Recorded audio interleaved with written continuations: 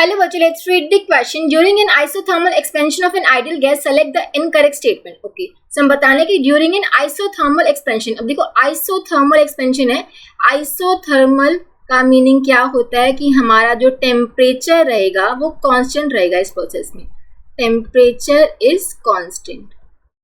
ठीक है, तो ये बहुत ही जरूरी आपको समझना. ठीक है, अब देखो ए में देखो दे रखा है there is no change in the temperature of the gas. बिल्कुल सही है, टेम्परेचर कांस्टेंट रहेगा तो चेंज इन टेम्परेचर नहीं होगा कुछ भी. ठीक है, there is no change in temperature. हमें इनकरेक्ट स्टेटमेंट फाइंड आउट करनी है. ये तो करेक्ट है ना, हमें इनकरेक्ट ढूंढना है. ठीक है, तो इनकरेक्ट तो नहीं है, बिल्कुल सही है. बी में देखो there is no change in internal energy of the gas. ये भी सही है बिकॉज हमें पता है इंटरनल एनर्जी आपकी टेम्परेचर पे डिपेंडेंट है. अगर आपका टेम्परेचर चेंज नहीं हो रहा है तो इंटरनल एनर्जी भी चेंज नहीं होगी. सो अगर डेल्टा टी आपका जीरो है, there is no change in temperature, तो हम बोल सकते हैं डेल्टा यू भी जीरो होगा, there is no change in internal energy. तो बी भी सही है. उसका सी में देखो the work done by the gas is equal to the heat supplied to the gas.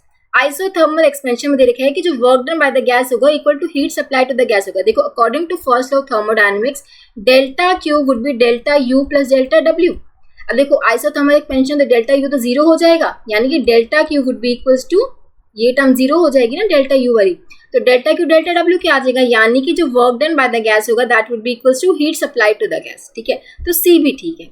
उसके बाद the work done by the gas is equal to the change in its internal energy. ये तो गलत हो गया ना, क्योंकि जो work done by the gas है किसके इक्वल आ रहा है, heat supply to the gas. Internal change in internal energy के इक्वल नहीं आ रहा. ठीक है, तो अगर सी ठीक है तो ऑब्वियसली डी तो इनकरेक्ट ही होगा, क्योंकि work done by the gas किसके इक्वल आ रहा है, heat supply to the gas. ठीक है, तो डी हमारा इनकरेक्ट स्टेटमेंट है.